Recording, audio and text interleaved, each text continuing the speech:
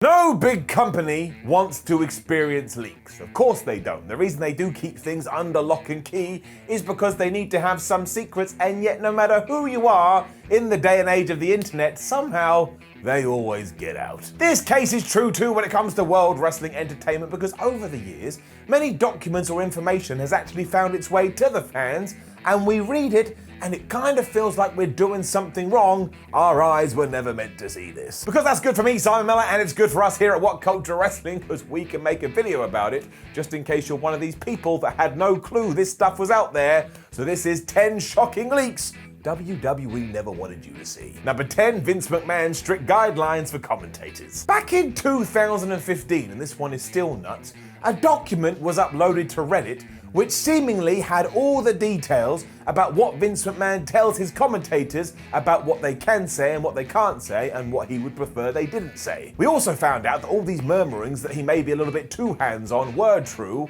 which is what caused Mick Foley back in 2008, after 4 months of doing color commentary, to go, you know what, I don't enjoy having a man shout in my ear, I'm gonna go home. And don't get me wrong, a lot of these were very sensible, like don't swear and don't use cliches. But there was also ones like Vince McMahon doesn't like the phrase granddaddy of them all when it comes to WrestleMania because it makes Mania sound old, so stop doing that one. And also that announcers should stop reading the dirt sheets. What? We also learned that words like pro wrestling belt, fans, and factions weren't allowed to be used. And I'll never get over the fans one because, of course, we have to call them the WWE Universe. It doesn't make any sense, because there's no such thing. Number 9, the original WrestleMania 30 card. CM Punk, being the voice of the voiceless, is always a good wrestler to go to when you want to learn the truth, and he did this on his Instagram account back in 2020, when for some reason, he basically uploaded what would have been the WrestleMania 30 card. And it did confirm that yes, CM Punk was scheduled to take on Triple H at WrestleMania 30, which kind of tied into him leaving the company, but that also Daniel Bryan, who of course would go on to win both championships on that night, would have been taking on Sheamus, because during that time, I don't understand why, but WWE was just obsessed with Sheamus versus Daniel Bryan. We're also going to have a Battle of the Giants as Big Show took on Kane, and also somebody had said, hey, we can do a US title match between Roman Reigns and Dean Ambrose, which would have meant breaking up the Shield. I mean, what a world that would have been. Number 8, the SummerSlam 1991 payroll sheet. Trying to find out what a wrestler has been paid is really difficult because of course it should be. I shouldn't be able to go on the internet and find out what some kind of banker is earning, so why should it be any different in the world of sports entertainment? However, back in 1991, there was a very public falling out between Vince McMahon and the Ultimate Warrior because the Ultimate Warrior wanted to be paid the same as Hulk Hogan, and because of that, every single detail was leaked out there into the wild. The best part of this is when we learned what Miss Elizabeth had made for the event, because she made $50,000 for the match made in heaven as she married the Macho Man Randy Savage, which was more than The Undertaker, which was more than Mr. Perfect, and yes, was more than Bret the Hitman Hart. We also found out the Ultimate Warrior did get his way, because he was paid $75,000, which was the same as Hogan, but Vince McMahon, being Vince McMahon, ensured that Hogan got a bonus that night, so he actually got 15 grand more. There was more too, because Jimmy Superfly Snuka and Hacksaw Jim Duggan, who didn't even appear on the show, somehow earned more than Coco Beware and Kato, even though those latter two got on the pre-show.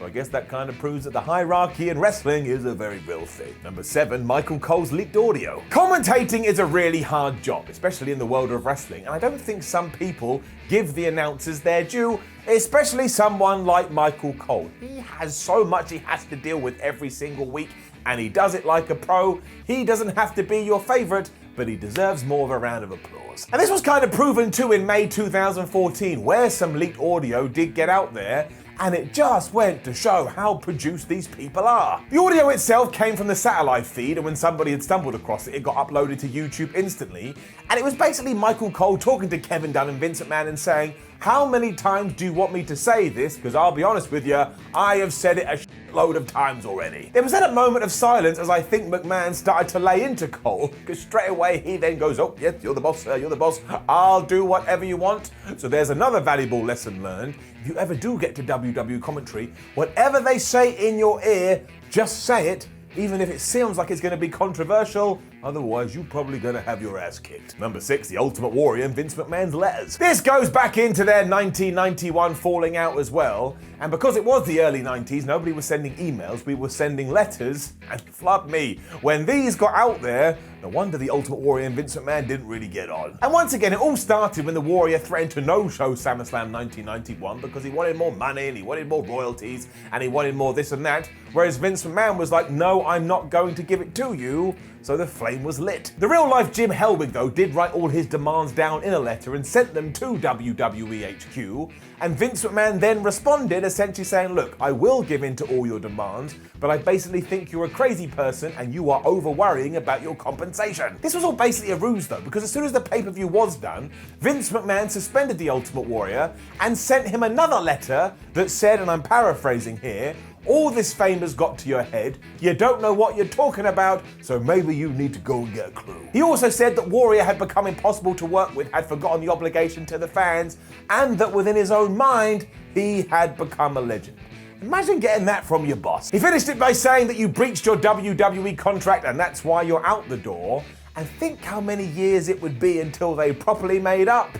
This one did not go away easy. Number 5, the accidental leak after the Great American Bash 2004. The ending of the Great American Bash 2004 is still baffling, even though it happened 17 years ago, because The Undertaker essentially murders his longtime manager, Paul Bearer. But after the Dead Man had defeated the Dudley Boys in a handicapped coffin crypt match, whatever the hell it was called, where if he had have lost, Paul Bearer would have been buried in a bunch of stand, The Undertaker still walked up to this structure, he still pulled the lever, and he still killed his friend. Now, the stunt itself was actually filmed earlier the day in a pre-tape, and then when we were live with the pay-per-view, a stunt double was put in his place.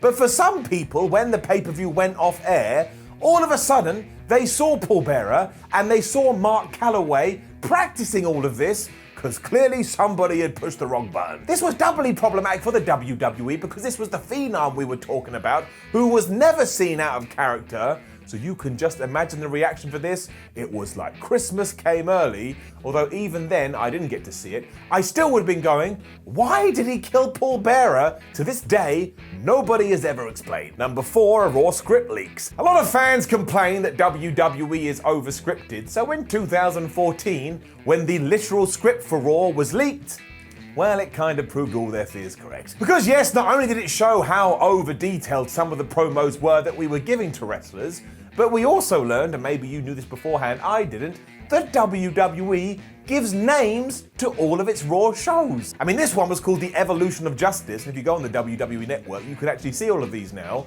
But also, given it was 2014, in the miscellaneous section was the name CM Punk, because nobody in the company actually knew what the hell was going on. If you've never seen it though, make sure you do check it out because it is an absolutely fascinating read, especially when it comes to Bray Wyatt's promo. That thing is basically written out word for word, and then Bray then just went out there and did it. We need to give wrestlers more credit. Number 3, the live event rules. We moved to 2016 for this one, where yet again somebody went, hey look, I've got a sheet talking about how WWE handles themselves when it comes to live events, so not TV shows. I'm gonna put it online. The document itself belonged to Jamie Noble, although he wasn't responsible for this, and it was focusing on a house show in New York, and we learned things like referees shouldn't be involved in finishes because it will lose their credibility. You're not allowed to do pile drivers. If you're gonna cut any type of promo, Michael Hayes has to sign it off first. Bad guy wrestlers need to seek approval if they're going to be cowards. And there was also a bunch of tidbits and bullet points about what to do if someone legitimately gets hurt. They also did not want every single performer to have their entrance and go up in the ropes and shove their hands in the air. And also, no one's allowed to do the yeah boo spot other than John Cena. You remember that, somebody hits someone and the crowd go yeah, and somebody hits someone else and they go boo. That is Cena's stuff. It kind of showed you too why many wrestlers don't take too many risks in the modern day. I mean, honestly, this was like being at school. Number 2, the SmackDown wrestlers stopped wrestling. In March 2020, much like the real world, the wrestling landscape stood still because as the pandemic just savaged planet Earth, everything we knew true about sports entertainment came to an end, or namely there were no fans, and WWE had to go do all their shows from basically a warehouse. So much interesting stuff came out of this though, especially when on SmackDown, Bayley and Sasha Banks were having a tag team contest against Nikki Cross and Alexa Bliss. Because while in most parts of the world when we cut to a break, it didn't happen everywhere. So some fans were treated to all of these 4 people being told, hey, we've cut to commercial, why don't you have a break? So everybody stopped. And look, this makes perfect sense. It was being held at the Performance Center. There was no one in the crowd. Why risk the chance of hurting yourself if there's no need? However, because this did get out there, an email then went round the company and said, look, during the commercial breaks, please can you keep fighting? And I can only assume that afterwards everybody just went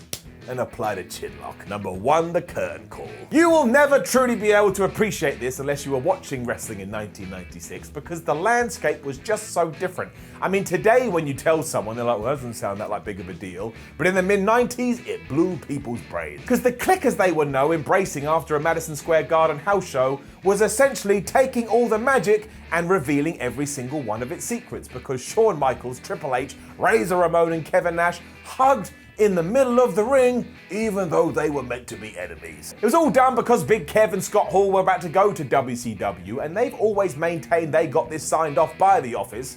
But there was such a backlash from every other wrestler in the locker room, Vince McMahon went, whoops, I've made a mistake, I gotta go punish some people. The problem was he couldn't punish Kevin Nash or Scott Hall because again, they were leaving the company. Shawn Michaels was his champion, so he needed him. So all of the blame got put onto Triple H's shoulders, and within the next few months, he was like in hog pen matches, having his face essentially pushed into pig poop. It is kind of funny though, because if you did that in 2021, it wouldn't even make a headline, but that's how much things have changed, so who the hell knows where we're gonna be in another 20 years' time. Know of any other leaks that WWE never wanted to get out there? Make sure you leave a comment below and let us know, and then like the video, share the video, and please do subscribe. Then head over to whatculture.com where you can read articles like this. Make sure you give us a follow on social media, and you see boxes next to me, give them a click and see what happens. You'll enjoy it. My name is Simon for What Culture. Thank you for watching me as always. No matter what you're doing today, make sure you enjoy it, and I will see you when I see you.